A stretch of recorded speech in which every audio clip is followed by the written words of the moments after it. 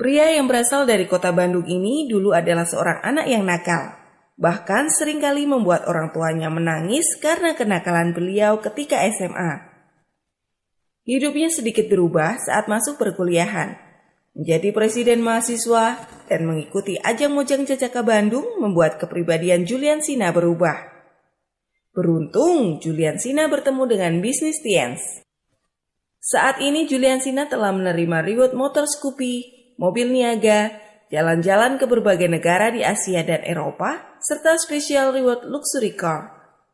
Bagaimana proses perjalanan beliau menjalankan bisnis Tiens? Mari kita belajar dari Bapak Julian Sina. Bapak Ibu, ya, saya akan memulai pada sesi saya ini dengan beberapa pertanyaan, boleh? Nah, ini jelas, ini member semua ya, minimal silver. Ada yang bronze nggak? Oh, nggak ada ya. Ini minimal silver dan minimal sudah presentasi 8 kali sebulan ya. Jadi artinya adalah orang-orang yang ada di dalam ruangan inilah orang-orang yang suatu saat nanti akan membesarkan Bali, Bapak Ibu ya. Oke, saya punya beberapa pertanyaan. Yang pertama Bapak Ibu, ketika kita menjalankan bisnis ini, kira-kira tujuan kita pengen nggak pertemuannya sepi, omsetnya kecil, pengen nggak? Enggak ya, ngapain juga gitu kan, pertemuannya kecil, omsetnya kecil gitu ya. Atau pengen nggak kira-kira ya pertemuannya rame, ya kan, heboh gitu ya, tapi omsetnya nggak ada. Ngapain ya, cheerleaders Bapak Ibu kalau kayak gitu ya. Nah, atau yang ketiga kira-kira pertemuannya sepi tapi omsetnya gede, pengen nggak? Ada beberapa yang oke lah, tapi nggak jadi aset, betul? Ya, ngapain omset gede tapi orangnya sedikit, kan kita di bisnis network ya. Atau yang terakhir kira-kira, pengen nggak pertemuan kita rame, omset kita gede Bapak Ibu? Itu tujuan kita ya kan. Kita pengen gimana caranya pertemuan kita rame sampai ribuan orang dan omsetnya juga gitu ya. Kayaknya setiap minggu itu kita kena tsunami omset Bapak Ibu ya. Omsetnya kayaknya nggak bisa dihentikan. Pengen Bapak Ibu? Ya. Jadi insya Allah pada siang hari ini itu yang akan saya sharingkan. Jadi saya juga cukup aneh ya. Bu Maudi waktu itu minta saya untuk sharing di Denpasar ini di Bali ya. Saya bilang, aduh saya tuh kucing gitu Bapak Ibu ya. Disuruh ke kandang macan. Tapi kucingnya juga kucing hutan Bapak Ibu ya. Kucingnya juga kucing hutan ya. Nah jadi ya saya akan sedikit sharing ya bagaimana pengalaman saya ketika saya menjalankan bisnis ini, ya saya tuh masih newbie Bapak Ibu sebenarnya, ya jadi masih balita Bapak Ibu di bisnis ini. Ya saya bergabung tahun 2013, ya 2013 awal, tapi ya mungkin ilmu saya yang sedikit ini mungkin bisa membantu atau menambah wawasan Anda terhadap bagaimana menjalankan bisnis ini, ya. Jadi saya juga saya lihat ini banyak senior Bapak Ibu ya, saya mohon izin untuk sharing ya. Usia saya masih 18 tahun ngomong-ngomong. Percaya aja ya. Oke.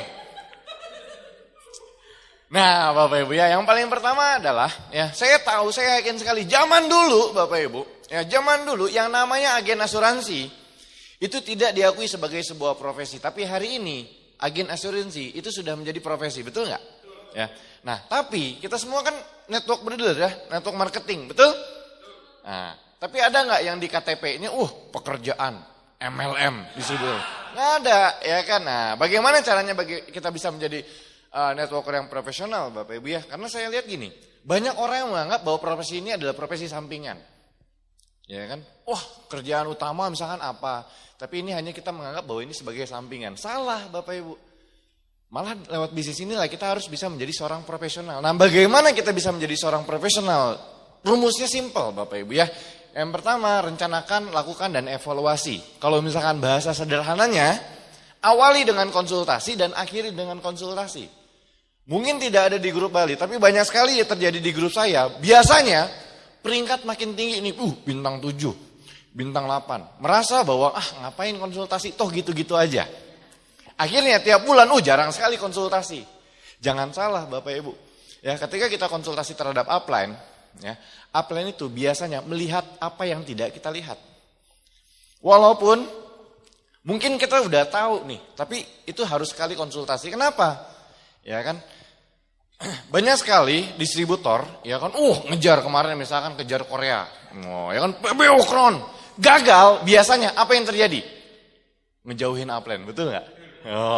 Di WhatsApp sama upline-nya nggak dibales, di telepon nggak diangkat. Padahal di saat kita turun begitulah, di saat kita tidak kekejar goals lah, disitulah saat yang paling tepat kita harus temui upline. Evaluasi, Pak. Ya, evaluasi.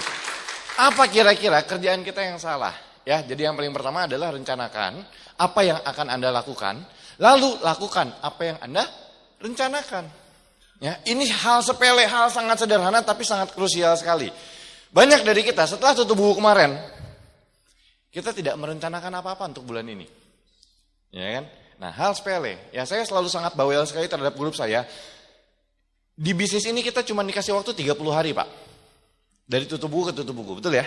Kita cuma 30 hari. Tapi kenapa dari 30 hari ini ada distributor yang menghasilkan omset cuma jutaan, ada yang menghasilkan omset puluhan juta, ada yang menghasilkan omset ratusan juta, bahkan ada omset yang miliaran. Padahal waktu yang diberikan berapa? Sama-sama 30 hari. Perbedaannya adalah dari perencanaan. Kita harus rencanakan dulu, apa nih yang mau kita lakukan bulan ini, apa yang mau kita kejar, lalu lakukan, setelah itu kita evaluasi. Ya. Nah, saya mengkategorikan prospek kita ada 3 kelas, ya, ada 3 tahapan, ya, dingin, hangat, atau panas. Ya kan. Nah, apa nih kira-kira prospekan yang dingin ini? Prospekan yang dingin ini kurang lebih dia belum kenal sama kita dan dia nggak tahu bisnis kita, paham? Nah, jadi dia nggak kenal sama kita, dia nggak tahu bisnis kita. Nah, itu prospekan yang dingin. Ya.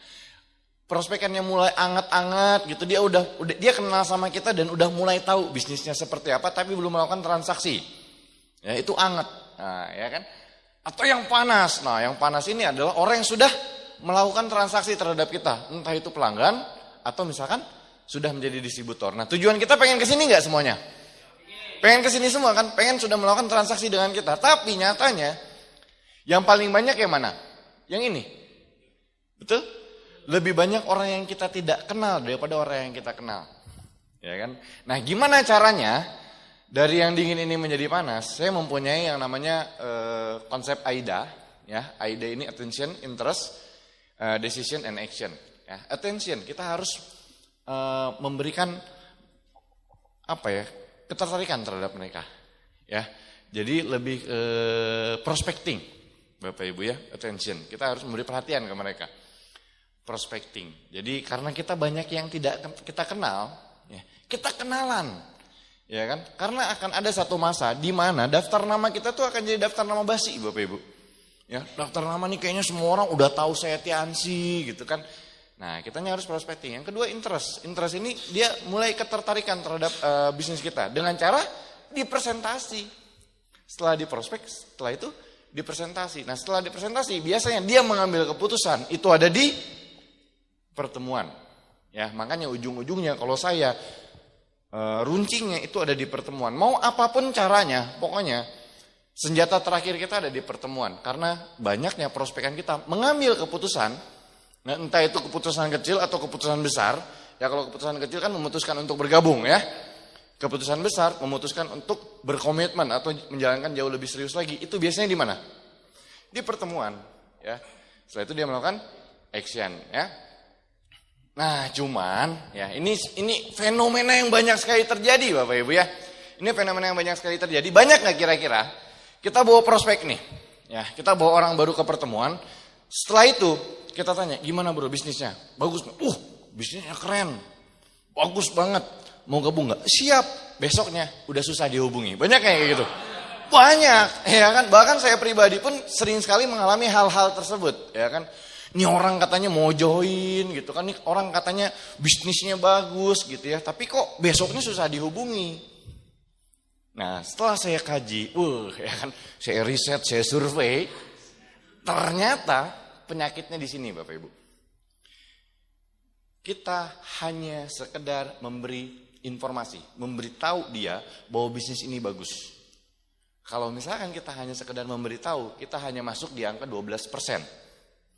Kita hanya mempengaruhi 12%. Tapi kalau misalkan kita meyakinkan dia bahwa bisnis ini bagus dan meyakinkan dia bahwa dia juga layak untuk bisa sukses, itu mempengaruhi 88%, komponennya lebih besar. Nah, pertanyaannya, gimana Pak merubah dari prospek yang hanya sekedar tahu jadi yakin? Pengen tahu nggak kira-kira? Pengen ya. Nah, saya anggap bahwa ini itu alam sadar dan ini alam bawah sadar. Ya. Jadi saya sedikit belajar tentang NLP juga ya. Jadi ternyata orang itu kalau misalkan kita hanya sekedar sebatas alam sadarnya aja, itu mental. Tapi kalau kita masuk ke alam bawah sadar, itu biasanya masuk Bapak Ibu ke sini ya. Wah, ke hati langsung. Nah, gimana caranya? Ada beberapa cara Bapak Ibu ya, merubah alam bawah sadar. Gimana sih prospekan kita bukan hanya sekedar tahu, tapi dia juga benar-benar yakin dan komitmen di bisnis ini. Yang pertama, itu figur otoritas. Ya, nah, apa itu figur otoritas? Figur otoritas adalah sosok yang dikagumi. Ya, contoh misalkan artis gitu kan. Banyak sekali anak muda sekarang yang ikutin gaya-gaya artis. Ya kan? Kenapa? Karena itu jadi figur otoritas. Itu langsung masuk alam bawah sadar. Ya kan, banyak yang gaya-gaya K-pop gitu kan, karena dia senang sekali ya sama artis-artis Korea gitu kan. Kenapa? Karena itu figur otoritas. Kalau di bisnis ini, figur otoritas itu siapa? Upline, betul ya? Upline, ya kan? Nah, ini saya punya satu cerita nyata, Bapak Ibu, true story. Ya. Saya punya satu downline. Ini downline-nya, potensinya bagus sekali. Ya, saya bilang, kamu tuh harusnya bisa kejar crown. Ayolah kejar crown, kamu bisa kok. Dianya tetap ngapain gitu kan. Pokoknya dia nggak mau. Berbusa-busa saya bilang itu berbulan-bulan dia nggak mau crown ya. Dan dia nggak mengusahakan untuk bisa crown. Nah, di satu hari waktu itu saya sedang ke stokis sama dia, sama donen saya. Ketemu upline saya Pak Jamal. Nah, ya kan. Saya bilang sama, mumpung ada Pak Jamal nih, ya kan. Nah, donen saya lagi belanja ke stokis, di dalam saya ngobrol sama Pak Jamal. Saya bilang, Pak, donen saya ini potensinya gede Pak, tapi dia nggak mau sekali, dia nggak mau crown gitu Pak, dia nggak mau kejar crown gitu ya. Oh gitu, ya udah coba ngobrol sama gua katanya. Akhirnya ya udah, waktu keluar, lu diajak ngobrol tuh sama Pak Jamal, ngobrol apaan kan takut ya. Akhirnya ngobrol sama Pak Jamal, ngobrolnya cuma 5 menit Bapak Ibu, ngobrolnya cuma gini, gua dengar lu orang bagus ya, katanya. Potensi lu bisa besar juga nih bisnis. Tapi sebenarnya potensi lu bisa sangat dieksplor sekali kalau misalkan lu bisa crown bulan ini. Coba lu kejar crown dan kita lihat bisnis lu ke depan akan seperti apa. Ngobrolnya cuma gitu doang. Dan yang terjadi apa? Bulan itu dia crown nggak? Crown Bapak Ibu. Ya, crown. Nah, itulah fungsinya yang namanya figur otoritas ya. Jadi kadang kita pernah kan ngomong sama downline, motivasi ya kan. Kata-kata yang murid teguh semua udah keluar Bapak Ibu. Tapi udah nggak didengar lagi sama downline. Sekali Pak Edi yang ngomong, datang pertemuan ya. Neti ya. Siap. Iya kan? Ya. Itu namanya figur otoritas ya. Jadi langsung masuknya tuh blok gitu ya. Itu yang pertama ya. Yang kedua, emosi yang intens Bapak Ibu. Nah, emosi yang intens ini biasanya ya, contoh ya kan kayak di Green OP ya kan, di VS gitu ya. Kan biasanya orang awam atau prospekan kita jarang membahas yang namanya orang tua. Pakai musik sedih-sedihan ya kan. Kan biasanya kalau GOP VS itu kan awalnya dibikin ketawa dulu kan.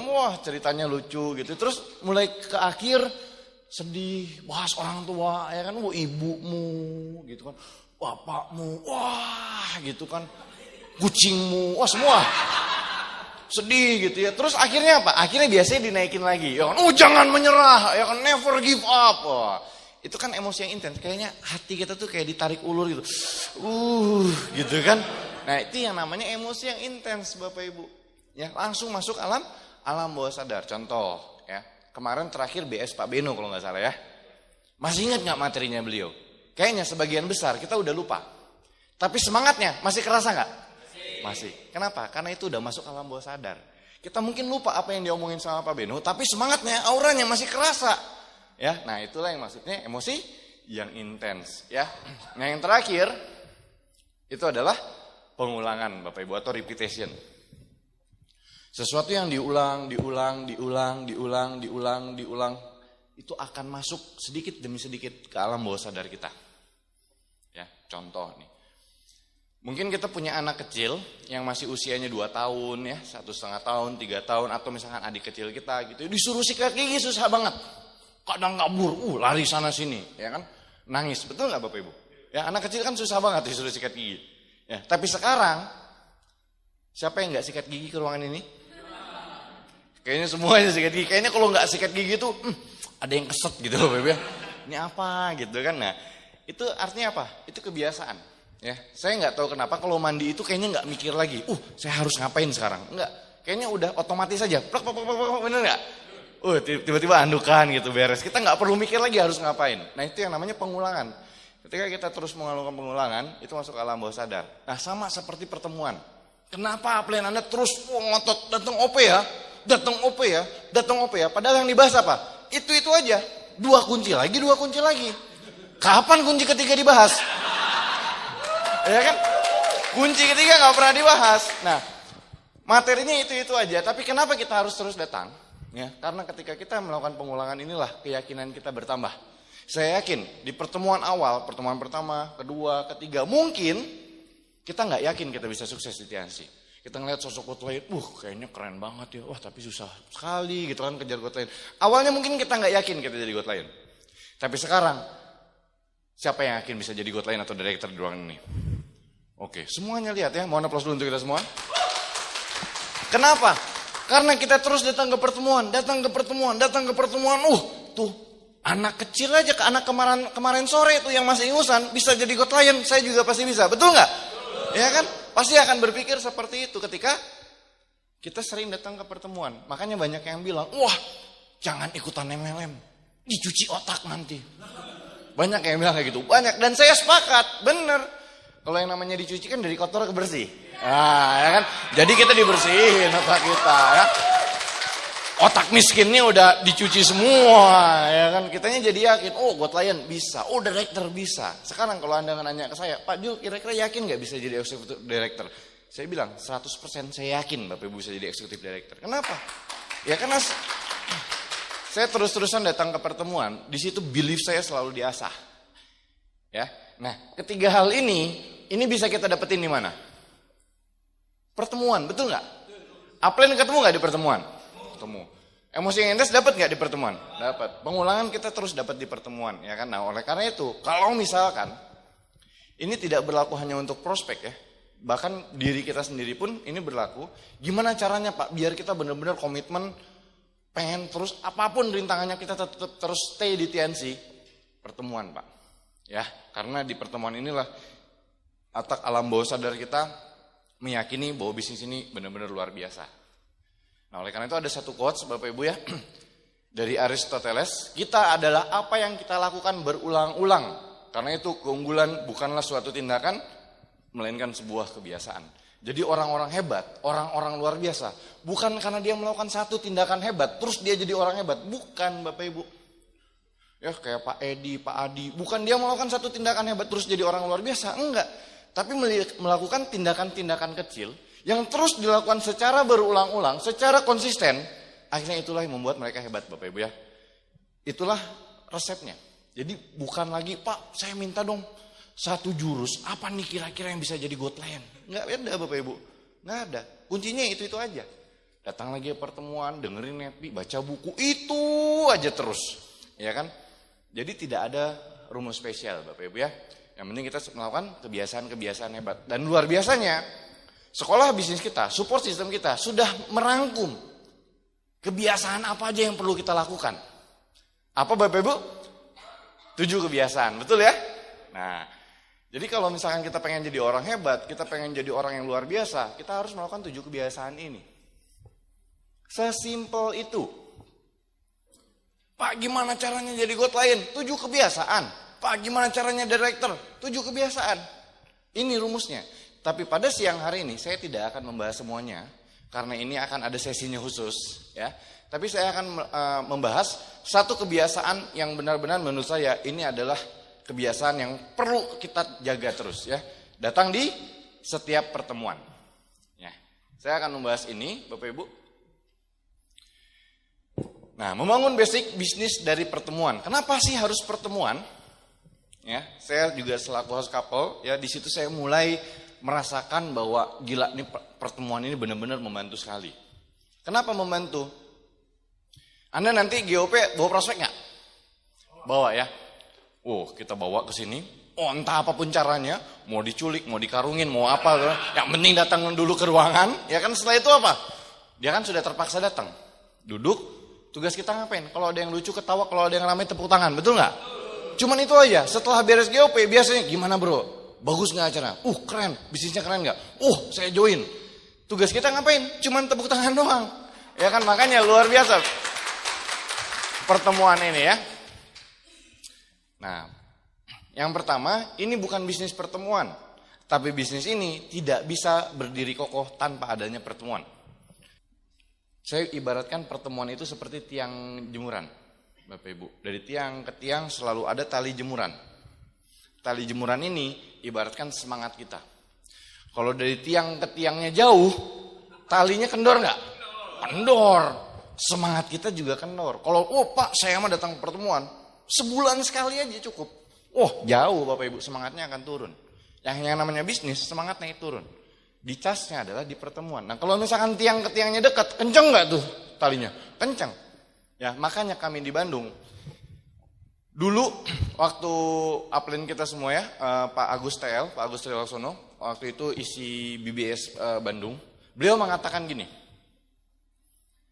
coba kamu pikirkan, OP itu ada tiap hari. Ngeheng otak saya Pak.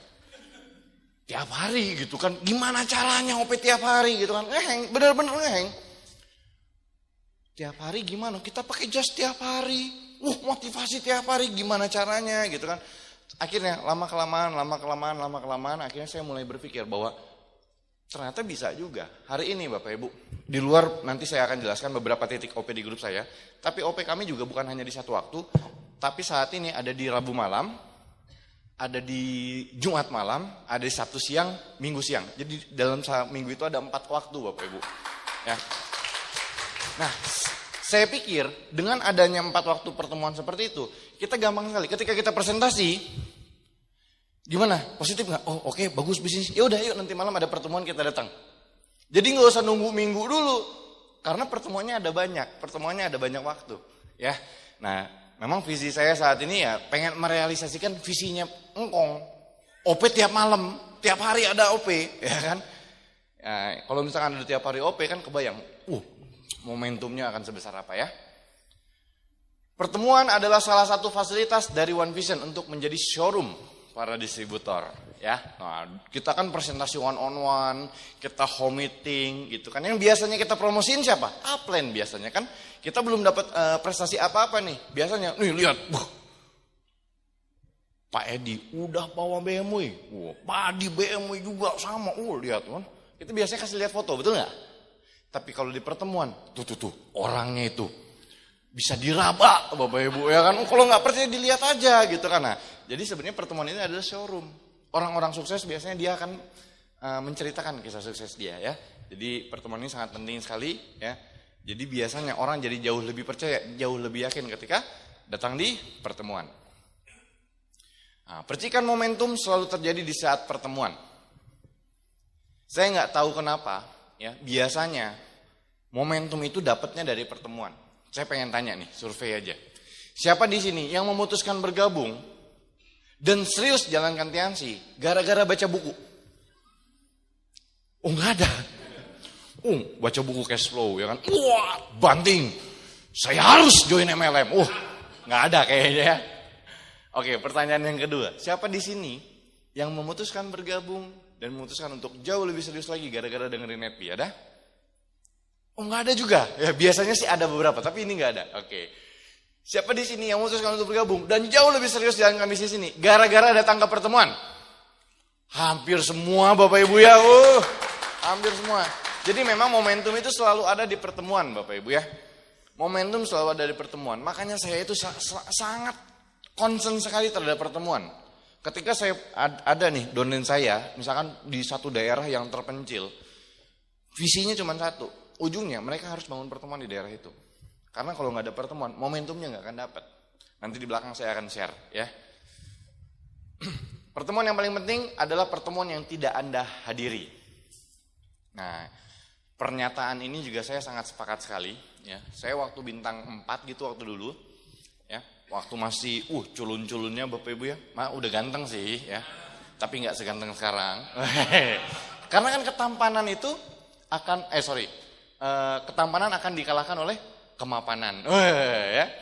Nah, waktu saya bintang 4 Bapak Ibu, waktu itu OP di Bandung itu Jumat malam. Saat itu saya di kosan. Hujan. Jumat malam-malam hujan. Enaknya ngapain? Tiduran. Ya kan? Wah, pertemuan nih. Tapi nggak usah datang pertemuan lah, nggak apa-apa. Sekali ini aja. Biasanya suka nggak tuh? Pikiran-pikiran kecil gitu ngomong kayak gitu. Suka kan?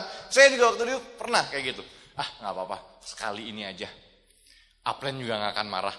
Tiba-tiba beberapa detik setelah itu, tining, ada BBM. Pak Dimas Adimukti. Upline, ya kan? Saya buka. Jul, nggak datang pertemuan? Gitu kan? Wah, saya balas. Hujan up. Terus dia balas lagi. Masa impian kalah sama hujan? Gitu doang. Dalam hati saya bilang, nih Pak Dimas nggak lihat apa di luar hujan gede? Kan saya nggak punya jas hujan, gitu kan? Tapi akhirnya saya datang ke pertemuan. Bukan untuk karena saya pengen datang OP, enggak. Tapi karena saya pengen nunjukin aja ke Pak Dimas, nih hujan loh Pak, gitu kan? Hujan gitu ya. Akhirnya saya maksain datang ke sana, gitu ya.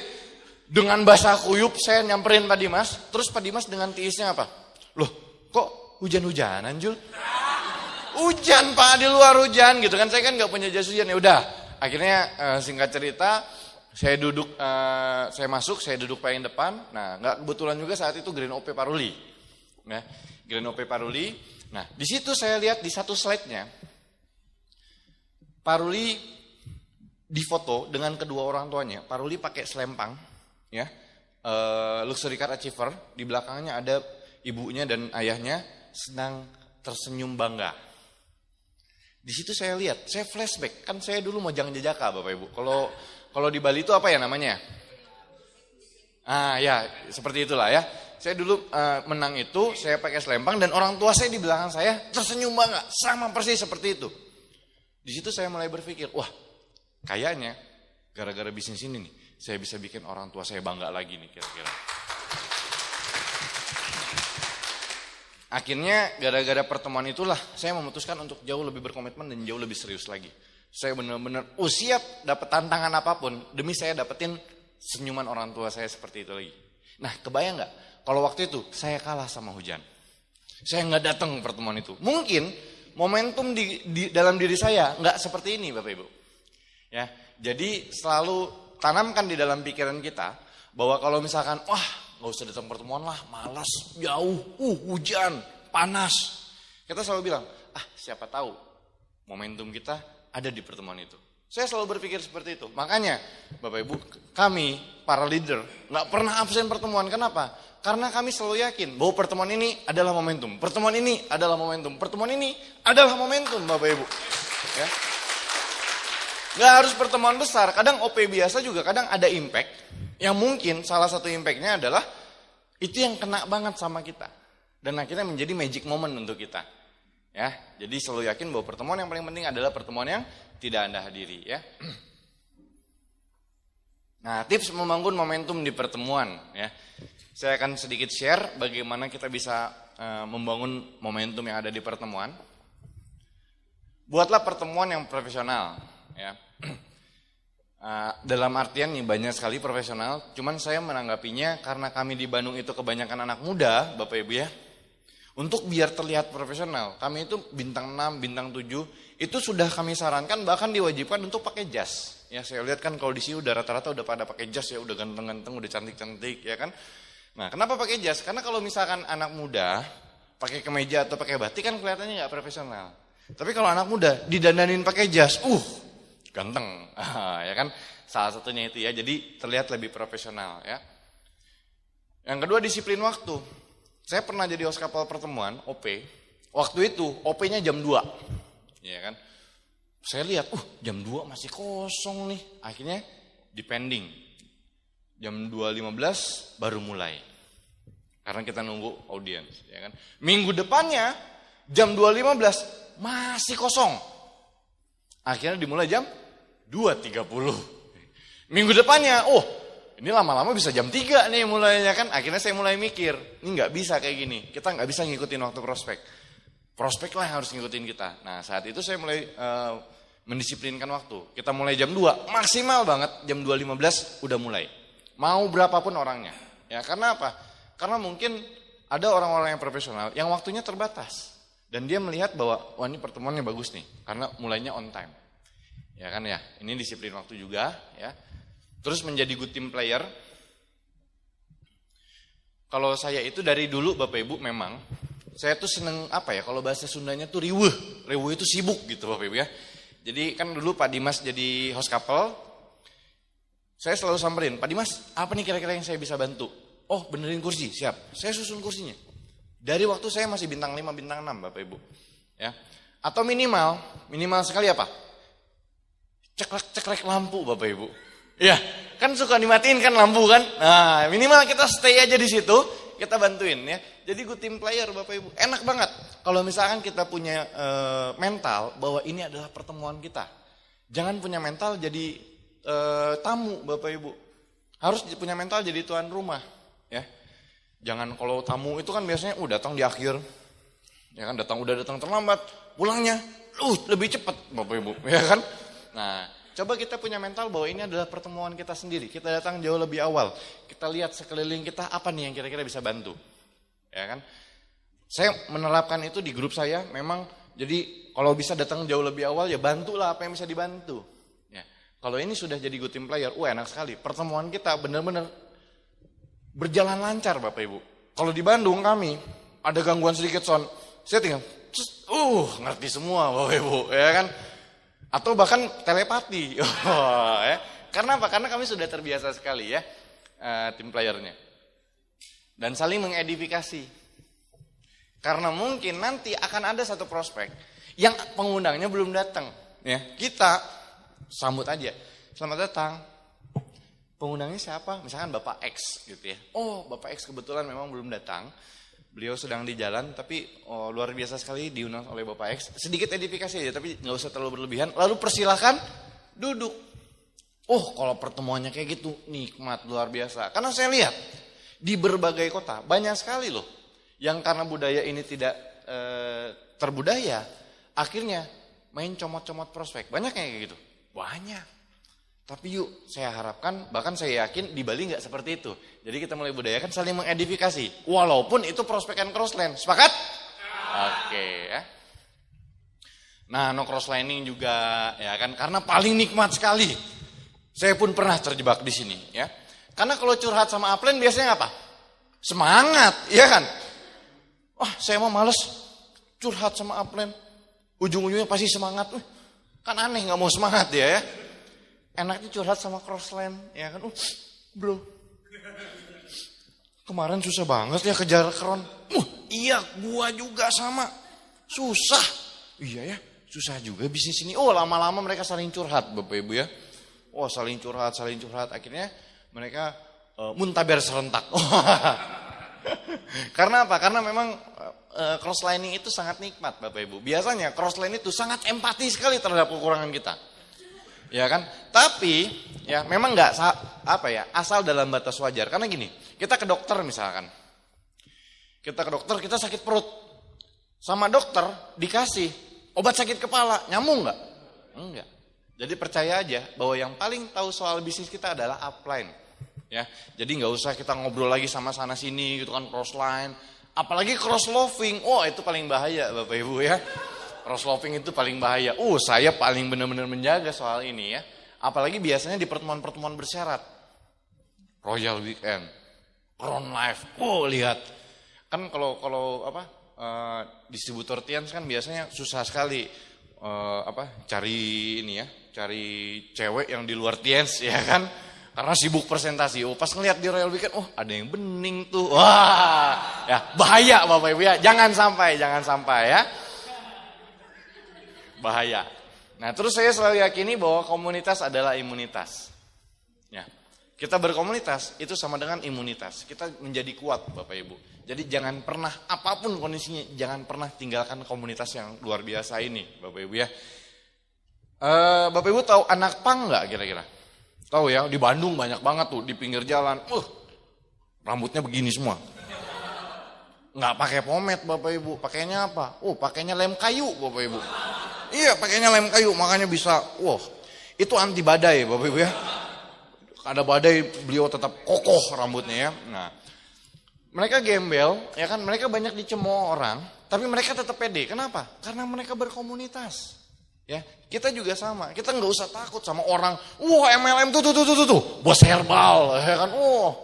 Tuh jualan kalsium, ya kan? Jual obat-obatan. Nggak usah takut Bapak Ibu, karena kita berkomunitas. Kalau misalkan kita berada di komunitas, insya Allah itu menjadi imunitas kita Bapak Ibu ya. Nah, ini saya akan sedikit menunjukkan ya beberapa OP saya yang akhirnya saya bangun setahun yang lalu. Karena saya mulai berpikir bahwa kalau misalkan OP-nya cuma satu, biasanya VS-nya masanya nggak jauh beda sama pertemuan itu. Ya, akhirnya saya mulai concern terhadap beberapa titik pertemuan. Ya, prinsip saya adalah kalau misalkan, sebelumnya saya mau tanya dulu. Ada nggak dari rumahnya, dari tempat tinggal Anda, ke sini jaraknya lebih dari 1 jam? Ada? Coba acungkan tangan. Cukup banyak, ya kan? Jarak 1 jam ke sini. Ya. Nah, prinsip saya adalah kalau misalkan dari tempat tinggal kita ke jarak OP lebih dari 1 jam, itu wajib Bapak Ibu bikin pertemuan di daerah kita. Kenapa? Karena kadang prospek itu banyak banget alasannya. Jauh, ya kan? Karena apa? Karena akomodasi biasanya. Nah, gimana biar mempermudah? Saya buat pertemuan di sana. Ya, ini beberapa OP reguler Bandung. Ini di Tasik, Bapak Ibu. Ya, jaraknya sekitar 4 jam dari Bandung. Ya, ini sekitar 100 sampai 150 masanya. Ya, ini di Majalaya. Ini 1,5 jam dari Bandung. Ini masanya 250 orang, kurang lebih. Terakhir sih udah sampai tembus di angka 400. Ini di Ciwidey, Bapak Ibu, sekitar 100 orang. Ini di daerah Cijerah, Bapak Ibu ya. Daerah Bandung juga pinggiran, ini daerah Garut. Ini di daerah Pamumpek gitu ya. Ini Bandung pusat, Bapak Ibu ya. Nah, kalau kami para Bronze Line Above, udah nggak boleh OP sini. Kita harus keliling Bapak Ibu ya. Jadi saya itu udah jarang sekali ke OP pusat. OP Bandung Pusat. Kenapa? Karena kita harus keliling. Karena kalau di OP-OP daerah itu kan minim leader. Nah, kita harus keliling, kita gantian. Karena kalau di Bandung Pusat sudah ada yang jaga. Beliau yang jaga. Sudah ada Pak Rizky Kanata ya. Saya suruh, Pak Rizky, jangan OP dong Pak Rizky. Ya kan, nggak bisa. Ya kan? Saya punya prospek, saya lagi bangun pelebaran baru. Ngeri Pak. OP-nya 2 kali seminggu. Terus kalau OP, boran segede. Ya kan? Di belakangnya produk semua. Selalu cek kesehatan. OP-nya jam 2, jam 12 sudah datang. Cek kesehatan dulu. Kita gimana bisa diem Pak? Ngelihat direktur aja kayak gitu. Ya kan? Makanya ngeri sekali ya. Lalu ini di Soreang. Ya, ini saya waktu itu isi. Ini di dapur rumah makan. Di dapur rumah makan. Ya. Karena akan banyak sekali alasan. Pak, di daerah kita nggak ada hotel Pak. Di daerah kita nggak ada gedung Pak. Banyak kayak gitu. Banyak.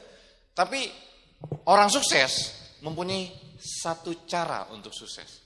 Orang gagal mempunyai kelebihan, satu alasan untuk gagal. Saya di Soreang ini benar-benar nggak ada gedung Pak. Hotel mahal-mahal, ya kan. Sedangkan OP-nya masih naik turun, kita sewa dapur rumah makan. Ini 200.000 Pak. 200.000. Tapi jadi aja. Bahkan ada satu daerah yang nggak ada hotel, nggak ada apapun, nggak ada gedung. Kita sewa apa? Kita sewa kelas SMP. Ini ya, ini kelas SMP. Ini SMP, bangkunya juga masih bangku kayu, ya kan? Kita jadiin pertemuan. Karena ya nggak ada alasan untuk tidak bangun pertemuan, Pak. Karena kalau kita bawa prospek, jaraknya 2 jam, itu biasanya secara secara ya kurang maksimal kita ngajak orang ke pertemuan. Tapi kalau kita bikin pertemuan di daerah kita, itu insya Allah itu akan sangat besar Bapak Ibu ya. Saya selalu bilang ke grup saya, jangan bilang kamu punya grup di daerah situ. Kalau belum, kita kibarkan bendera Tiansi dengan pertemuan di sana. Jadi kalau misalkan kita punya misalkan di mana Singaraja gitu kan, atau di ya banyak lah ya di daerah-daerah Bali gitu kan. Cara mengibarkan bendera TNC di sana adalah dengan kita buat pertemuan Bapak Ibu. Dengan kita buat pertemuan. Ketika kita sudah membuat pertemuan di sana, kita sudah memasang bendera TNC di daerah sana Bapak Ibu. Ya, jadi saya harap ya di otak kita bukan lagi kita harus datang ke pertemuan pusat, tapi gimana caranya? Kita semua punya pertemuan pribadi masing-masing. Sepakat nggak? Ya kan, kebayang nggak ini ada 50 orang. Ternyata suatu saat nanti Bali akan ada 50 titik OP Bapak Ibu. Wah, 50 titik OP. Dan Anda semua yang jadi host couple-nya. Ya kan, PIC-nya gitu kan. Jadi nanti keren sekali ya. Nanti kalau ada acara-acara besar, entah itu GOP atau Vision Seminar, Pak Edi tinggal kumpul. Kumpul semua. Kumpul semua ya kan, karena cabang kita sudah banyak sekali ya. Ini juga ya, kita banyak, ada sekitar 15 titik Bapak Ibu ya saat ini. Tapi visi saya adalah sampai akhir tahun saya ingin memperbanyak sekitar 25 titik ya, OP sampai akhir tahun 25 titik. Karena kita tahu, kita pengen memperbesar VS, kita pengen memperbesar masa. Bukan banyakin orang di OP, bukan. Tapi banyakin OP-nya Bapak Ibu. Ketika banyakin OP-nya, saya tahu biasanya OP pertama kali kan awalnya mungkin sedikit, 20 orang, 30 orang, naik 50, turun lagi 20, ya kan? Begitu terus. Tapi lama-lama ini akan bertumbuh dan berkembang Bapak Ibu. Lama-lama mereka juga akan settle sendiri. Ya, nanti lama-lama mereka akan mandiri dan mereka akan besar juga. Karena gini, hari ini kalau OP-nya sepi, yang pusing siapa? Leader-leader semua, ya kan? Pak Edi, Pak Adi, Pak Budiade, ya kan? Ini OP-nya sepi. Anda semua biasa-biasa aja. Ya kan? Biasanya kayak gitu. Tapi kalau kita bangun OP di daerah kita, dan yang penanggung jawabnya kita, kalau OP-nya sepi siapa yang pusing? Gitu semua, ya kan? Ini OP sepi, nombok nih. Ya kan? Akhirnya apa? Kita memaksakan diri untuk bangun massa. Bawa massa sebanyak mungkin. Ya. Jadi yang mikir itu nggak sedikit, jadi banyak Bapak Ibu ya. Jadi banyak. Nah, ini Green OP kita, ya. Itu tadi beberapa OP, ini Green OP kita. Ini waktu itu Green OP Panaga, Green OP GOP serentak ya. Nah, ini sekitar 1.200 ya, yang kemarin saya ceritakan sama Pak Edi, Pak Adi ya. Ini, saya nangis Pak, serius. Saya ngelihat pertemuan ini nangis awalnya. Ini kalau saya ceritain sejarahnya, Bapak Ibu mungkin nggak percaya. Ya kemarin saya ceritakan sama Pak Edi. Setahun yang lalu Pak, tepat sebelum bulan puasa tahun lalu, OP kita itu cuma 18 orang Pak. OP kita cuma 18 orang. Ya mungkin karena pergantian marketing plan, jadi banyak yang masih meraba-raba. Akhirnya banyak sekali yang berguguran lah waktu itu. Nggak ada PBO, nggak ada reward, ya kan. Pokoknya semua, hancur Bapak Ibu ya, babak belur. Cuma 18 orang. Di saat itu, saya berpikir, kalau didiamkan, ini akan jadi almarhum. Kan nggak lucu Bapak Ibu. Ya kan, leader-leader semua ada di Bandung, ternyata OP di Bandung sendiri nggak ada. Nah ini saya kumpulin leader-leader saya. Ya saya kumpulin leader-leader saya bilang, kalau misalkan kita nggak gerak, ya siapa lagi yang mau gerak? Dan kalau misalkan bukan sekarang, mau kapan lagi kita gedein Bandung? Ya saya bilang, waktu itu bonus saya masih lumayan sih, Tapi yang saya pikirin bukan bonus saya. Bonus kalian apa kabar? Saya bilang kayak gitu ke grup saya, Bintang 6 Move. Saya tahu di situ juga ada beberapa yang sudah nikah, ya kan? Saya bilang, pasti istri-istri kita juga menjerit. Yuk sama-sama kita bangun Bandung. Yuk sama-sama kita besarin bisnis kita. Semuanya siap, semuanya berkomitmen. Saya bilang, yuk kita bikin home meeting serentak. Kita bikin home meeting di waktu yang sama, di tempat yang berbeda.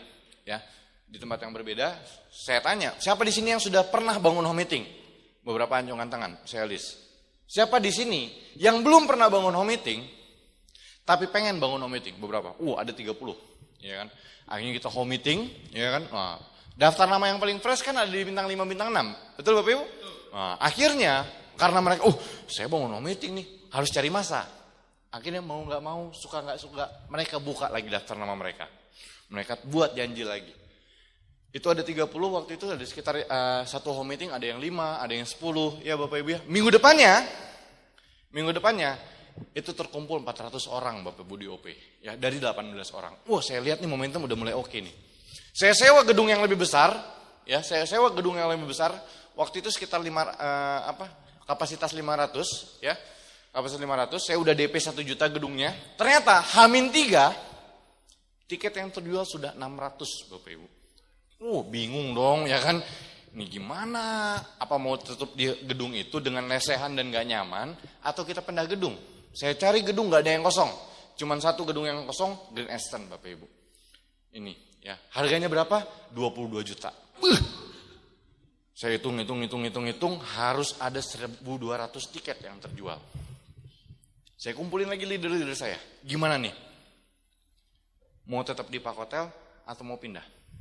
Wah, untungnya kan, ya udah Pak, kagok edan gitu ya. Kagok besar lah, ya kita ayolah, kita ini. Ya udah, kita Green Eastern aja. Siap. Semuanya semangat. Oke. Home meeting serentak lagi. Waktu itu kurang lebih ada 100 titik Bapak Ibu ya. 100 titik home meeting. Dan hari H tanggal 8 Oktober waktu itu 1.200 orang terkumpul di satu ruangan Bapak Ibu.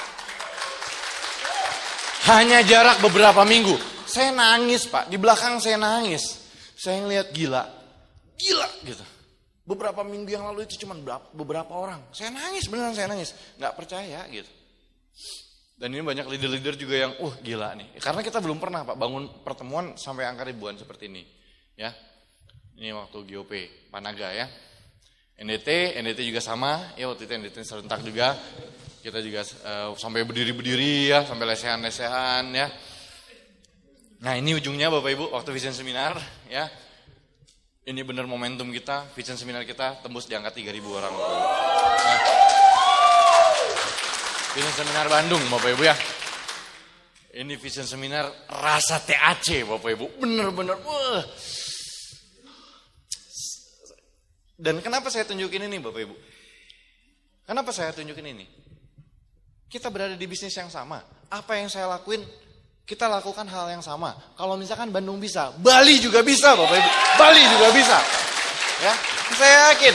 Mungkin saat ini kita sudah lama gak ada VS. Tapi suatu saat nanti kita akan ada VS dengan masa ribuan orang. Yakin gak Bapak Ibu? Yakin. Ya. Dan dengan ribuan orang itu, kita yang leadernya semua nih. Ya kan? Mungkin hari ini, grup kita cuma 3 orang. Cuma 5 orang. Cuma 10 orang mungkin. Tapi karena kekuatan visi, karena kita yakin Bali akan besar. Suatu saat nanti, Vision Seminar akan ribuan orang, dan masa Anda, mungkin ada yang 1.000 orang, ada yang 2.000 orang, ada yang 3.000 orang, Bapak Ibu ya. Karena apa? Karena kita yakin hari ini. Ya, suatu saat nanti Bali akan besar. Dan besarnya sama siapa? Karena Bapak Ibu semua yang ada di ruangan ini.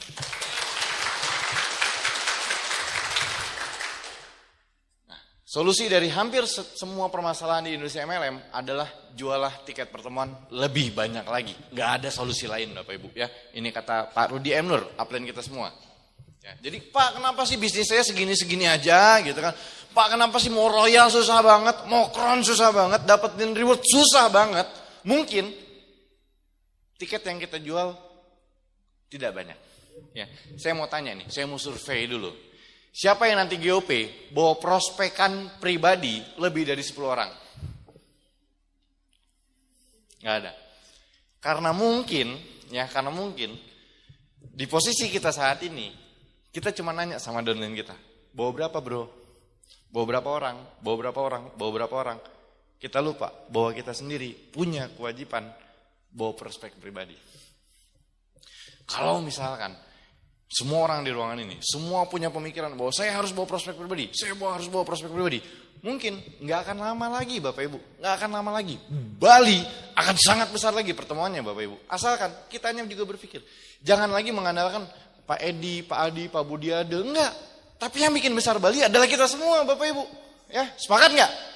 Ya, jadi kitanya harus benar-benar satu visi, satu frekuensi, satu frame bahwa Bali harus besar Bapak Ibu ya. Nah, tips pertemuan agar lebih ramai. Nah, ini yang menarik. Pengen gak tipsnya Bapak Ibu? Nah, pengen ya? Pengen aja, pengen banget. Oke, ini ada 5 tips Bapak Ibu ya. Ada 5 tips bagaimana pertemuan kita bisa lebih ramai ya. Yang pertama, presentasilah lebih banyak lagi. Presentasilah lebih banyak lagi. Presentasinya lebih banyak lagi. Presentasilah lebih banyak lagi Bapak Ibu ya. Tidak ada kata lain. Tidak ada cara lain. Kalau pengen pertemuannya lebih ramai, pertemuannya lebih banyak, presentasi Bapak Ibu. Ya, nggak mungkin ada orang ujuk-ujuk datang. Di mana saya? Tanpa dipresentasi terus datang pertemuan, nggak mungkin Bapak Ibu. Ya, jadi presentasinya diperbanyak. Bisnis kita bisnis network Bapak Ibu, bisnis jaringan. Jaringannya manusia, manusianya harus dikasih informasi dengan cara presentasi Bapak Ibu. Ya, jadi pengen rame, simple. Presentasinya kita udah banyak atau belum? Ya, atau mungkin presentasi kita ya masih seadanya. Tapi kalau presentasinya sudah banyak dan semua orang mulai presentasi, ya, insya Allah pertemuannya akan ramai. Ya. Nah, kunci tetap bertahan hadir di pertemuan, apapun kondisinya. Mau downline kita nggak datang pertemuan, mau prospek kita batal hadir semua, kita tetap harus datang pertemuan. Ya, saya pernah di satu kondisi, downline saya nggak ada yang satupun yang datang pertemuan. Waktu saya bintang 7, downline saya nggak ada satupun yang datang pertemuan. Prospekan saya gagal batal semua gagal datang ke sini, ya, datang pertemuan. Saya dihadapkan satu pilihan, mendingan pulang atau saya tetap terus datang ke pertemuan walaupun sendirian. Pilihan yang paling enak mana? Pulang. Ngapain pertemuan juga, orang downline nggak ada, prospekan juga nggak ada, mendingan pulang, betul nggak? Mungkin kita juga pernah di posisi-posisi seperti itu, mending pulang nyaman. Tapi waktu itu saya lebih memilih untuk datang ke pertemuan.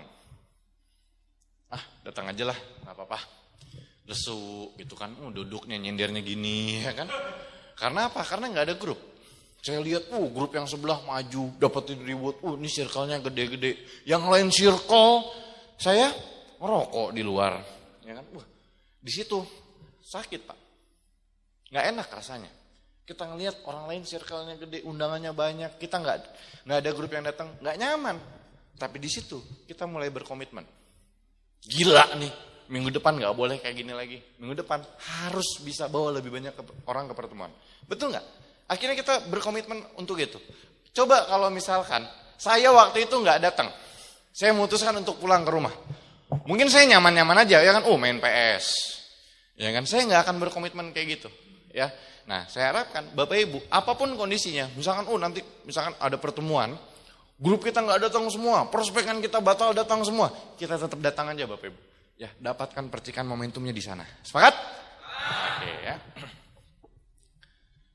Nah, ini flow-nya Bapak Ibu ya, One Vision sudah mendesain sebaik mungkin pertemuan-pertemuan yang ada di Indonesia. Dari one on one, ke OP, ke NDT, VS gitu ya. Terus ada pertemuan bersyarat, ada CM, CPM, Royal Weekend dan Crown Life ya. Kalau ini ya umum Bapak Ibu. Jadi orang-orang kita datangin lebih banyak lagi. Tapi untuk menjadi leader, datangnya ke sini Bapak Ibu. Ya. Inilah pembeda leader dan cheerleaders. Benar, saya selalu bilang ini ke grup saya. Jangan mau jadi cheerleader. Cheerleader itu apa? Datang ke pertemuan, datang Bapak Ibu. Tepuk tangan, paling heboh. Kalau joget ya kan.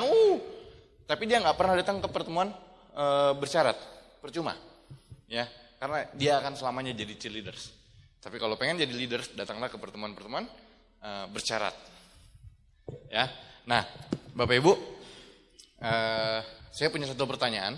Ya, kan kemarin kita tuh buku ya, ada yang naik, ada yang turun, betul nggak? Di situ saya mulai mengambil kesimpulan bahwa kesehatan bisnis kita bukan hanya dilihat dari omset. Bulan lalu omset kita turun, bisa naik nggak bulan depan? Bisa. Bulan lalu omset kita naik, bisa turun nggak bulan depan? Bisa. Pertanyaannya, lalu kalau misalkan bukan omset, apa tolak ukur dari kesehatan bisnis kita? Apa kira-kira? Pak, kalau omset betul sih, kadang naik, kadang turun, gitu kan. Kita pengen punya bisnis yang sehat, apa kira-kira? PBO, betul. Ada lagi?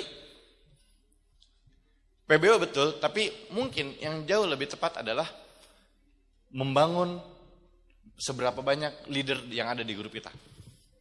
Ya, makanya ada tulisan, leaders don't create followers, they create more leader. Pemimpin tidak membentuk pengikut, tapi dia membentuk jauh lebih banyak pemimpin. Contohnya gini, kita pengen nggak di grup kita punya downline kayak Pak Adi? Pengen nggak? Yang antusiasnya luar biasa, ya kan? Kemana-mana dijabanin. Pengen, ya kan? Nah, begitu juga dengan grup kita, gitu ya. Kalau misalkan kita punya lebih banyak leader di grup kita, itu tugas kita akan santai sekali. Home meeting udah nggak usah dibantuin, ya kan? 773 sudah benar-benar stok tiket. Wah, pokoknya kita sudah punya banyak leader yang sudah menggantikan tugas kita. Nah, disitulah posisi kesehatan bisnis kita benar-benar sehat. Nah, di bisnis ini ada yang namanya petanya. Petanya apa? PBO. Ya, jadi memang benar-benar tujuan kita adalah PBO. Saya itu selalu bilang ke grup, nggak usah kejar peringkat TIENS. Nggak usah kejar mati-matian reward, kejar aja PBO, semuanya dapat, betul? Kalau kamu kejar PBO, ya kalau kejar PBO, insya Allah naik kok peringkat. Kalau kejar kron, insya Allah dapat kok reward. Ya, jadi bahasa kami sudah satu bahasanya adalah PBO. Orang baru, Pak saya harus kejar apa? CP. Nggak ngerti dia CP itu apa gitu kan? Tapi disuruh kejar CP, akhirnya dia cari tahu nggak tentang CP? Cari tahu. Jadi bahasanya udah PBO. Ya, nggak royal, nggak keren, ya kan, makanya ya PBO semuanya. Nah, akhirnya terbudayalah PBO di grup kami ya. Ini saya sedikit share aja, ini PBO saya ya. Tidak maksud buat sombong Bapak Ibu ya, hanya pamer aja.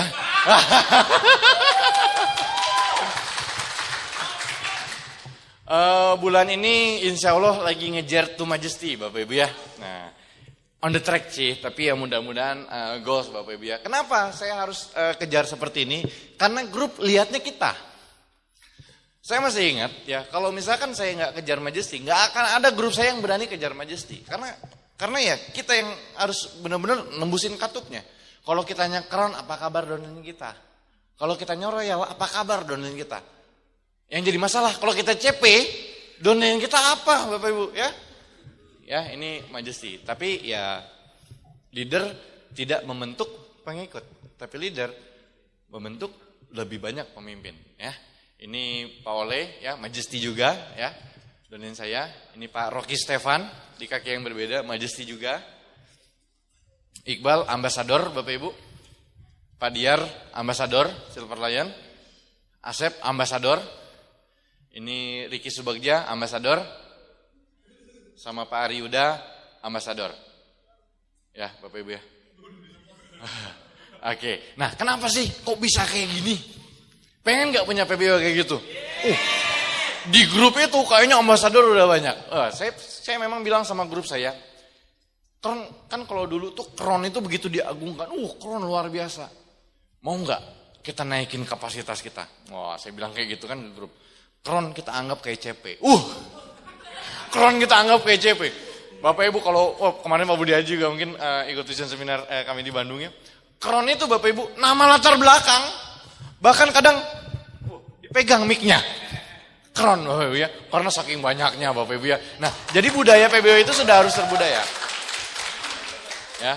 Jadi makanya nggak royal, nggak keren Bapak Ibu ya. Jadi benar-benar PBO harus benar-benar kita kejar ya. Semangat? Oke. Nah, gimana caranya? Kok bisa sih Pak? Kok bisa? Saya kejar majesty itu bukan saat jadi lion Bapak Ibu. Saya kejar majesty itu bukan saat saya jadi lion. Tapi saya kejar majesty itu saat saya masih bintang 6. Saya bintang 6, peringkat PBO saya udah majesty Bapak Ibu. Ya. Waktu itu nggak ada media sosial, makanya nggak saya share gitu ya. Saya bintang 6 Bapak Ibu, saya majesty. Satu-satunya majesty waktu itu bintang 6. Saya impact, di sebelah saya ada Pak Handri Wiguna, sebelah saya Pak Johan Wijaya. Saya bintang 6 sendirian. Di situ saya tunjukkan ke grup saya bilang kepada Anda juga hari ini, bahwa untuk jadi majesty nggak perlu nunggu bintang 8, nggak perlu nunggu BL, nggak perlu nunggu Silver Lion, nggak perlu Gold Lion. Anda bintang 5, bintang 6, bintang 7 bisa kejar majesty Bapak Ibu. Asalkan mental Andanya mau, bukan soal bisa atau nggak bisa, mau nggak? Kadang orang untuk mikir ke sana aja nggak bisa gitu. Orang mikir ke sana aja nggak mau. Saya waktu diajarin PBO sama upline saya, sama Pak Dimas, saya bilang, apa PBO yang terbaik majesty? Oke, saya kejar itu. Padahal masih bintang 6 Bapak Ibu. Ya, tapi saya kejar. Karena saya mau, saya ngotot Bapak Ibu, benar-benar mules saya ngejarnya. Wah, gitu kan. Wah, pokoknya benar-benar, ini memang sedikit memaksakan. Walaupun bulan depannya kron lagi gitu ya. Nggak apa-apa, yang penting pernah ngerasain majesty dulu bintang 6. Akhirnya saat ini ya Bapak Ibu ya, untuk majesty tugas saya cuma 2 Bapak Ibu. Untuk saya kejar Majesty, tugas saya cuma 2. Tutup poin dan tutup mata.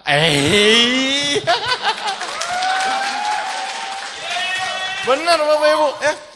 Saya enggak, Majesty saya enggak saya kejar lagi. Saya tutup poin, tutup mata, lihat TMS. Udah centang Bapak Ibu ya. Pengen enggak kayak gitu? Bentuk mental dari awal Bapak Ibu ya. Bentuk mental itu dari awal. Kejar PBO-nya dari sekarang Bapak Ibu. Beneran. Ya, bentuk. Terus tiba-tiba setelah CM ya kan, saya mau ikutin sarannya Pak Julian. Tes aset, tutup buku nanti. Saya cuma tutup poin sama tutup mata. Jangan Bapak Ibu ya.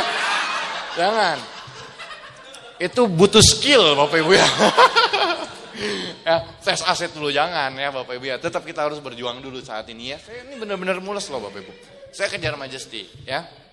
Bahkan banyak leader yang mengatakan kejar PBO sampai kapan? Sampai kita nggak kejar lagi PBO, tapi PBO itu sudah nempel di diri kita Bapak Ibu. Ya. Kejar crown, saat ini kita mungkin belum crown, kejar terus crown. Sampai kapan? Sampai kita nggak ngejar crown lagi udah otomatis crown. Kejar ambasador, kejar Majesty, sampai kapan? Sampai kita nggak ngejar lagi kita otomatis jadi Majesty Bapak Ibu. Ya. Nah, terus fokus pada pertemuan-pertemuan bersyarat Bapak Ibu ya. Nah, saya mencetak leader itu bukan karena saya hebat, enggak. Bukan saya satu-satu dimotivasi, enggak Bapak Ibu.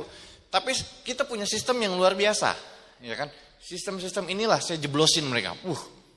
Masuk lo ke situ, masuk lo ke situ, masuk lo ke situ. Apapun latar belakangnya, keluarannya, ya kan? Orang-orang keluaran Royal Weekend beda Bapak Ibu. Udah jadi super saya semua, ya kan? Ya, jadi ada CPM, ada Royal Weekend, ada Crown Life. Fokus saya cuma di sini. Berapa masa orang yang masuk ke CP meeting, ya kan? Berapa orang yang masuk ke Royal Weekend, berapa orang yang masuk ke Crown Life. Ya, Crown Life dua kali sebelumnya Royal saya cuma 10 Bapak Ibu. Serius, Royal saya cuma 10. Waktu itu Royal Weekend kami cuma sekitar 250. Tapi Royal Weekend kemarin Bapak Ibu, Royal Weekend kemarin kita ada sekitar 570 orang Bapak Ibu ya, yang Royal Weekend Bandung. Ya, karena saya fokus sekali terhadap sini. Percuma kamu dapat reward, tapi kamu nggak dapat, kamu PBO Royal, ngapain? Karena banyak juga Bapak Ibu di grup saya, yang mudah-mudahan di Bali nggak ada, orang yang baru tembus sukses trip, Hong Kong gitu kan, happy dia, pulang-pulang muntaber, pulang-pulang zona nyaman, banyak nggak kayak gitu? Banyak. Makanya selain kita dapat reward, kita juga harus tetap belajar di pertemuan-pertemuan bersyarat. Ya, fokus aja di sini Bapak Ibu, benar. Kemarin juga saya tim Bandung kami baru ngadain CPW ya, CP Weekend. Karena kami tahu ini orang yang udah banyak nih harus dididik ya. Ini harus dikasih pembelajaran biar mereka juga bisa jadi leader. Dan alhamdulillah puji Tuhan Bapak Ibu, yang tembus ada 700 orang CP. Alhamdulillah. Karena bahasa kami sudah satu, PBO, nggak ada lagi. Lu nggak PBO berarti ya ngapain lu di sini gitu kan? Kalau cuma mau jualan aja. Tapi kan kita pengen bangun aset, kita pengen yang suatu saat kita nggak ngapa-ngapain lagi, uang yang nyamperin kita, ya. Jadi ya tetap harus PBO, ya. Jadi bahasanya memang downline itu udah PBO aja semua. Nah, syarat pertemuan bersyarat adalah PBO, ya. Jadi PBO ini penting sekali. Kenapa penting? Yang pertama, mempunyai arahan bisnis yang jelas. Kita misalkan ya dari Bali, anggap misalkan jarak terjauh ke daerah mana Pak kira-kira dari sini? Negara. Oke, negara. Ada yang belum pernah ke sana nggak? Anggap misalkan kita belum pernah ke sana, ya. Anggap kita belum pernah ke sana, kita disuruh ke sana, bisa nyampe? Bisa aja, karena ada Google Maps ya. Ada Google Maps. Jadi, ngikutin aja. Saya bukan orang Bali, tapi saya extend insya Allah sampai hari Kamis. Saya nggak tahu daerah Bali, saya nggak tahu daerah Denpasar, tapi karena ada Google Maps, saya jadi tahu kemana-mana, ya kan? Tapi kalau misalkan kita nggak pegang Google Maps, bisa nyampe nggak? Nggak. Nyasar yang ada, betul? Nah, saya mau tanya, ada yang pernah jadi God Lion di sini? Ada yang pernah jadi director di sini? Kita belum ada yang pernah nyampe director. Oleh karena itu kita harus pegang petanya. Petanya apa? PBO, ya. Google Maps kita PBO. Google Maps kita PBO ya. Terus yang kedua, bisnis akan lebih sehat, seimbang antara network dan selling. Ya, banyak orang yang bablas sekali jaringan. Ada orang juga bablas sekali, senang sekali jualan. Ya, entah itu jualan online atau offline, bablas. nggak seimbang. Tapi dengan PBO itu bisa jauh lebih seimbang. Ya. Memiliki kesempatan untuk mengikuti pertemuan-pertemuan bersyarat. Ya, contoh kayak tadi ya, kayak weekend, Crown Life gitu kan. Di situ kita meningkatkan kemampuan kita, skill kita ya. Apalagi Crown Life. Jadi tidak ada leader yang tidak tembus dari Crown Life. Jebolan-jebolan Crown Life itu biasanya udah ganteng-ganteng semua bisnisnya. Melatih leadership. Bintang 8 bisa sendirian nggak? Dulu bisa sendirian, ya kan, karena tidak ada syarat jaringan, ya. Kalau sekarang mungkin harus ada 2. Dulu bintang 8 bisa sendirian. Tapi kalau Royal bisa nggak sendirian? Nggak bisa, harus punya CP. Akhirnya melatih tuh leadership dia, ya kan. Jadi manfaat dari PBO itu adalah itu, ya. Terus mempunyai waktu yang unlimited dalam menjalankan bisnis ini. Saya selalu yakin kita punya waktu 24 jam. Anggap satu hari kita melakukan tiansi 5 jam per hari. Kita 5 jam nih per hari. Kita punya 10 downline kita yang menduplikasi cara kerja kita. Kita punya waktu menjalankan tiansi 50 jam. Betul? Sehari. Punya 100 orang? 500 jam. Punya 1000 orang? 5000 jam per hari. Oleh karena itu Bapak Ibu, makanya bisnis MLM ini adalah bisnis yang eksponensial. Ya, kita bisa menjalankan 5000 jam per hari. Kalau misalnya kita punya grup jaringan yang banyak sekali. Ya, kita punya waktu yang sangat unlimited. Nah, terus ini Bapak Ibu, ini adalah salah satu strategi saya di grup. Bagaimana kita menciptakan PBO yang jauh lebih banyak lagi, bagaimana menciptakan CP jauh lebih banyak lagi. Karena tugas kita di bisnis ini apa? Ciptakanlah CP lebih banyak. Tugas kita simple, cuma satu kok. Tugas kita adalah ciptakan CP jauh lebih banyak lagi. Pengen bangun aset, CP-nya harus lebih banyak lagi. CP-nya perbanyak lagi, CP-nya perbanyak lagi. Ya, nah kita punya satu konsep di mana CP menjadi CP di minggu pertama. Ya, apa sih keuntungannya kalau CP di minggu pertama? Yang pertama duplikasi berjalan. Kita ngejar CP di minggu pertama. Downline kita pengen juga ngejar CP di minggu pertama. Secara omset, kita sudah jadi royal di minggu pertama. Walaupun belum royal beneran, tapi secara omset dan struktur sudah jadi royal. Ya. Bonus lebih besar. Saya nggak tahu kenapa, indeks perhitungannya seperti apa. Ketika saya coba tutup buku minggu 1, minggu 2, minggu 3, minggu 4. Dengan omset yang sama, bonusnya lebih gede loh. Nggak percaya, cobain aja. Beneran. Tutup buku minggu pertama, omset posting full, kedua, ketiga, keempat. Bonusnya lebih gede. Ya. Push the limit setiap minggu, tanggal 4, tanggal 11, 18, dan tanggal 25. Biasanya di Bandung Bapak Ibu, di Bali saya yakin enggak. Tiap tanggal 23, tanggal 24, singa-singa kita keluar semua. Gitu kan. Ngelihat prospek itu kayak mangsa aja. Home meeting kemana-mana, ya kan, kayaknya kerja kita jauh lebih ekstra ketika tanggal-tanggal segitu, betul ya? Betul ya? Nah, di pikiran saya, kenapa kita harus lakukan itu setiap bulan? Kenapa kita nggak lakuin itu setiap minggu? Kenapa harus di tanggal 23, tanggal 24 baru kita gencar-gencar cari omset? Kenapa kita nggak setiap minggu? Kalau misalkan tutup buku kita tanggal 4, tanggal 11, tanggal 18, sama tanggal 25, setiap minggu singa kita keluar Pak. Dulu, tanggal 25 tutup buku. Tanggal 26 revisi. Tanggal 27 enggak. Beres nih tutup buku. Santai. Tutup buku masih lama, 30 hari lagi. Iya enggak? Ya kan beres tutup buku kan santai-santai dulu lah. Tapi kalau Anda sudah menerapkan tutup buku per minggu Bapak Ibu. Tanggal 25 tutup buku. 26 revisi. Tanggal 27 pas mau enggak bisa santai. Hamin 6 bro. Ya kan udah hamin 6 lagi ya. Jadi kalau Anda main ke Bandung, setiap minggu stokis kami selalu penuh. Benar-benar crowded setiap minggu. Jadi kami sudah memang benar-benar membudayakan gimana caranya tutup buku itu bukan per bulan lagi, tapi setiap minggu. Karena kita sudah hybrid Bapak Ibu. Jangan sampai marketing kita hybrid, tapi kitanya belum hybrid. Ya, kitanya juga harus mengikuti, kita harus hybrid. Ya, tutup buku setiap minggu. Setuju? Oke ya. Terus menjadi pribadi yang jauh lebih produktif. Kalau kita tutup buku kita setiap bulan, biasanya kebanyakan nyantainya Bapak Ibu, serius. Karena waktu kita masih panjang, santailah gitu kan, tutup buku masih lama.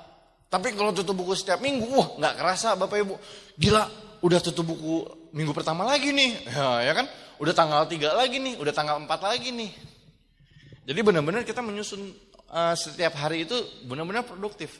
Kapan kita fokus jaringan, kapan kita fokus jualan. Ya, karena kita fokusnya tutup bukunya per minggu, ya. Jadi jauh lebih produktif Bapak Ibu ya. Nah, cerita terakhir saya, ini ada franchise ya. Ada McDonald dan ada KFC, ya. Bapak Ibu tahu? Oh, ya. Oh. Disadari atau enggak, bisnis kita itu levelnya sama seperti ini Bapak Ibu. Anda tahu enggak, untuk buka cabang McD itu perlu biaya berapa?